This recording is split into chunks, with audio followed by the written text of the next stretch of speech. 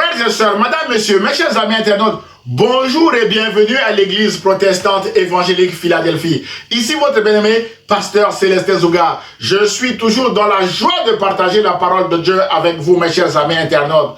À l'heure où les invitations viennent de partout, à cause des fêtes de fin d'année, j'aimerais vous dire, méfiez-vous des personnes neutres. C'est le titre de notre exhortation de ce matin. Mes chers amis, selon le dictionnaire Larousse, une personne neutre est une personne qui ne prend pas parti à un conflit ou à une affaire. On dit que cette personne est impartiale. Son impartialité est le socle de la confiance des gens qui traitent avec elle. Malheureusement, l'histoire a démontré que beaucoup de personnes neutres finissent souvent par prendre parti en trahissant les personnes qui leur ont fait confiance, mes bien-aimés. D'où le titre de notre exhortation de ce matin. Méfiez-vous des personnes neutres. Mes chers amis, beaucoup de personnes dans le monde qui se disent neutres dans un conflit ne sont finalement pas vraiment neutres, mes chers amis. Ces personnes neutres ne prennent souvent pas position ouvertement dans le conflit qui vous oppose à vos ennemis. Mais leur position est cachée dans leur cœur et elles vous font croire qu'elles sont neutres afin de vous mettre en confiance et de vous détruire. Vous avez dû remarquer que les personnes neutres parlent avec vous et parlent aussi avec vos ennemis. Les personnes neutres mangent avec vous et mangent aussi avec vos ennemis. Les personnes neutres viennent chez vous et vont aussi chez vos ennemis. Les personnes neutres sont amis à vous sur les réseaux sociaux et aussi amis à vos ennemis, ce qui permet aussi à vos ennemis de vous contrôler sur les réseaux sociaux. Les personnes neutres sont capables de vous faire écouter discrètement leurs conversations avec vos ennemis afin de vous séduire et de vous mettre en confiance, mes chers amis internautes. Les personnes neutres colportent des informations visant à vous manipuler. Et les personnes neutres vous invitent chez elles et invitent aussi vos ennemis chez elles, mes chers amis internautes.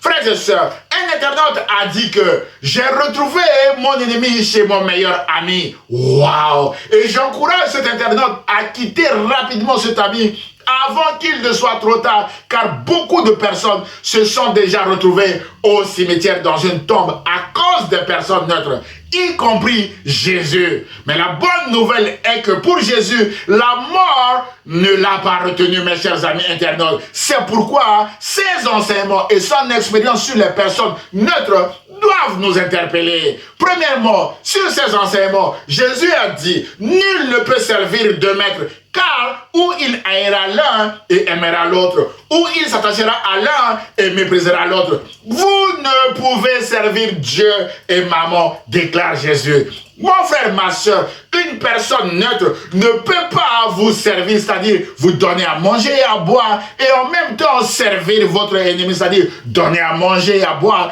à votre ennemi. Elle haïra l'un d'entre vous et aimera l'autre à cause de ses intérêts personnels.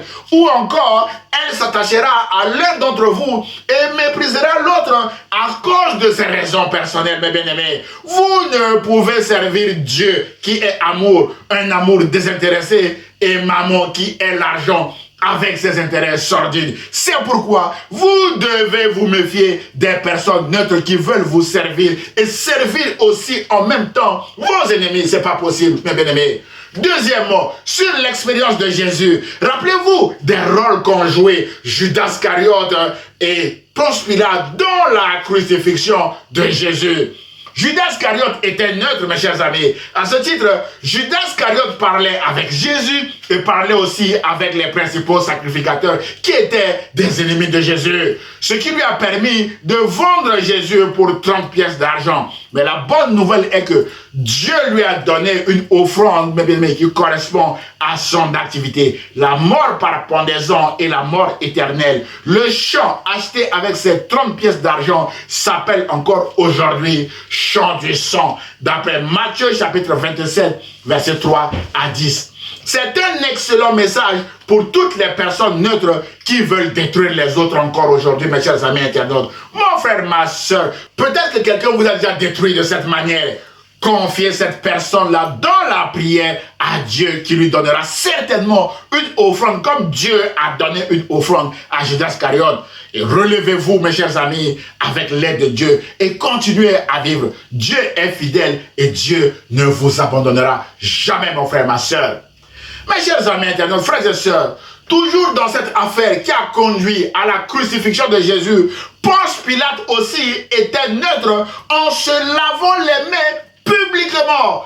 Alors que la foule réclamait la crucifixion de Jésus, la Bible déclare en Matthieu 27-24 que Pilate, voyant qu'il ne gagnait rien, mais que le tumulte augmentait, prit de l'eau, se lava les mains en présence de la foule et dit, « Je suis innocent du sang de ce juste. Cela vous regarde. » Et il leur livra Jésus pour être crucifié. Mais l'histoire, mes bien-aimés, a retenu que dans sa neutralité publique, Ponce Pilate parlait avec Hérode, qui était l'ennemi de Jésus-Christ. La Bible déclare en Luc 23, verset 12 que ce jour même, Pilate et Hérode devinrent amis, d'ennemis qu'ils étaient auparavant. Le sort de Jésus les a unis. Alors, où est la neutralité de Ponce Pilate dans cette affaire, mes chers amis internautes? Il n'est pas finalement neutre. C'est pourquoi, mes bien-aimés, vous devez vous méfier des personnes neutres, mes chers amis internautes. En conclusion de notre message d'aujourd'hui, mon frère, ma soeur, méfiez-vous des personnes neutres parce que ces personnes neutres sont souvent des traîtres ou hypocrites qui ne veulent pas assumer leur casquette de traître ou d'hypocrite, mes bien-aimés. C'est pourquoi ce message vise à vous encourager à être prudent et vigilant afin de ne pas vous laisser détruire, voler ou tuer par ces soi-disant personnes neutres, mes bien-aimés, en cette période de fin d'année où les mauvaises invitations viennent de partout, mes chers amis internautes.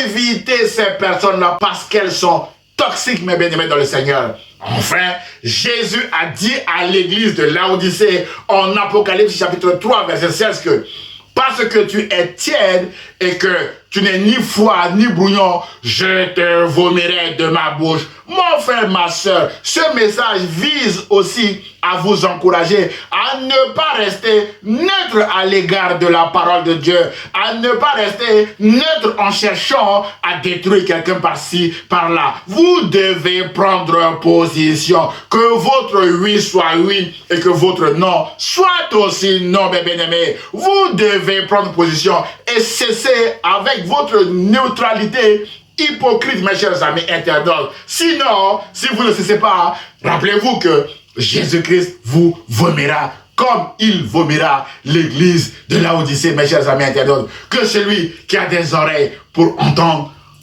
ce message de Jésus. J'ose espérer que ce message vous a fait du bien. Alors, aimez-le, commentez-le et partagez-le à vos proches, mes chers amis internautes. Que Dieu vous bénisse et passez de bonnes fêtes de fin d'année, mes chers amis internautes. À très bientôt. Au revoir.